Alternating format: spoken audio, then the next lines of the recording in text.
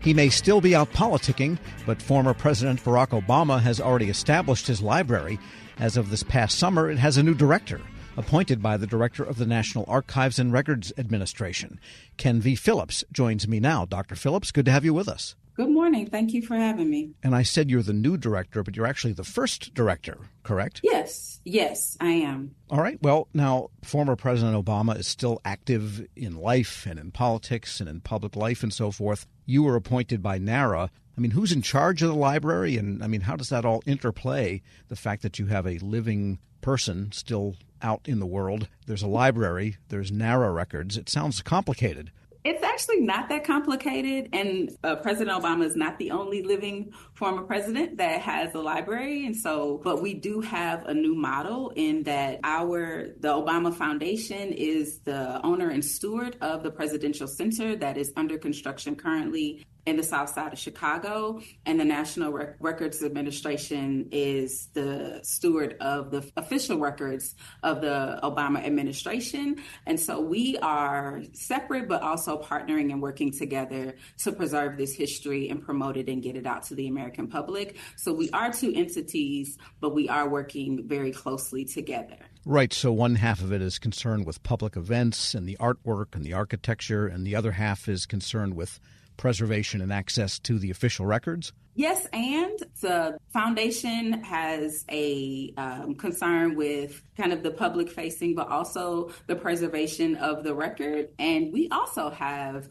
a concern for preservation and presentation to the public. We literally just kind of work together. So there will be public facing programs and access on our end, as well as there will be the museum, as well as a branch of the Chicago Public Library on the Presidential Center. We also plan to partner and work together on some of those public programs. And many of the items that we have in our holdings will be on display at the Presidential Center. So it is a new kind of way. I should say our end, the NARA's library, is the first digital library, presidential library. So one of our main points of access to the public will be through digital access. A great deal of the Obama administration was administered through electronic records. Like 95% of his records were born digital. And so we are fully embracing this new digital world that we all find ourselves in, and making sure that we can provide access to the American public across the nation, and also internet access to international visitors and folks who are interested in the Obama administration. Sure. And those records and objects and items that are not digital, where are they now? Are they in a warehouse awaiting housing in the to-be-completed building? They are, I won't say a warehouse, but in our temporary site in Hoffman Estates, Illinois, as well as there are some documents that are housed at the National Archives Center in College Park, Maryland. Got it. Yeah, we have a couple places. Sure, and the digital records are in the cloud somewhere.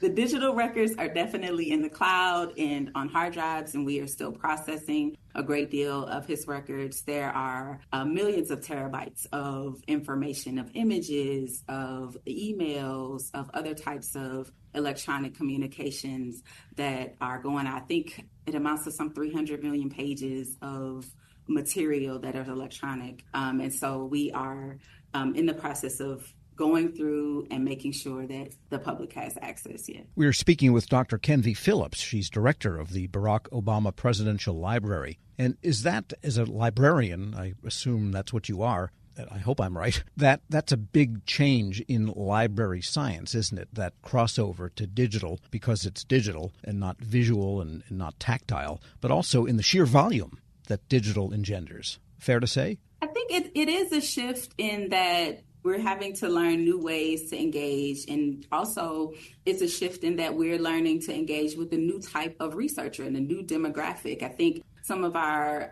older presidential libraries and some of our older libraries, where you go into a reading room, there's a certain kind of expectation that while everybody is welcome, that there's a general researcher that comes, that's a scholar, that's a teacher, that's a this, that, and the third. And there's an embrace with now, instead of having to take the time to go in and go through the orientation and physically make yourself present, you can pick up your phone, you can open up your laptop, and you can engage with the materials in that way, which is a way that is a shift. And I think everybody across libraries are trying to grapple with the best ways to go about making their materials accessible in a way that we haven't had to in the past. There's been kind of an onboarding process where now you go right in as soon as you turn your device on. Right, so there is less of a connection between research and physical presence than there was, for, say, the Nixon Library or the libraries earlier than that. Yeah, it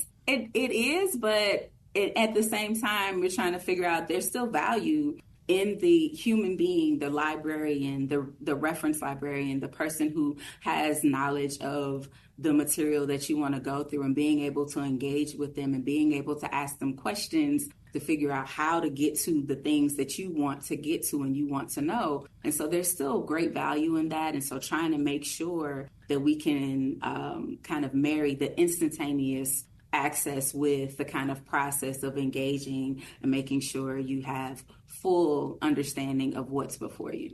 And tell us a little bit about yourself. You've been at this a few years, and you've been in several places with that kind of history and library and academic focus. Tell us more. Sure. I am a historian by education. I have worked in academic libraries and local government, for-profit, and as well as nonprofit libraries, to always with a mind towards making sure that we provide access both in terms of curating wonderful collections that provide a glimpse into American life and history over time in as broad a picture as we can paint, as well as making sure we get access to non-traditional researchers, so school-age children, all the way to senior citizens, from scholars all the way to the layperson who just has a deep interest in, or doesn't have a deep interest and has a newly found interest in some subject or object that you have in your holdings. And so I think that this is a good chapter, a good page in kind of my career and evolution in making sure that we are able to engage with a broad researcher base and also be able to get some really good information about the presidency, the Obama presidency specifically, and then just the way we engage with the public. So really exciting. Yeah, and do the directors of the presidential libraries confer with one another? Absolutely. We there are 15, about to be 16 presidential libraries online through the National Archives. And so we meet regularly. And while we all have kind of somewhat different setups, we all have support from our foundations and support from our communities. And most of us have physical spaces that we engage in, museums that the National Archives stewards. We have a new model where, again, we're partnering with our foundation who's stewarding the museum and Presidential Center.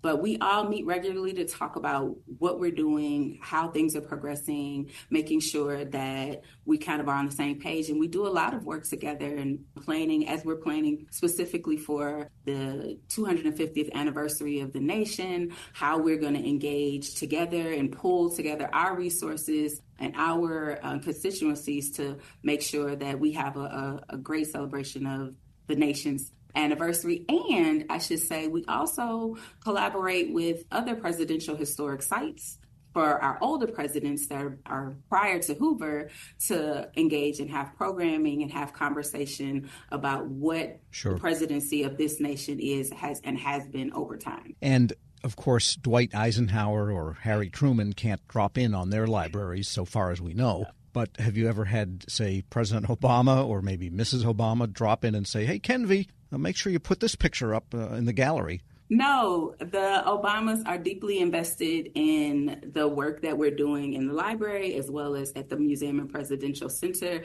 but they have allowed us as professionals in libraries and museums and history to be able to do our work. And so they do weigh in and they do contribute their opinion, and also they do contribute in terms of still being part of, because we're still under the Presidential Records Act. And so all of our records are not fully open just yet. So they still weigh in that way. And they also contribute to conversations about where things are going. But they definitely allow the museum and library professionals to do their work and exercise their expertise. Dr. Kenvi Phillips is director of the Barack Obama Presidential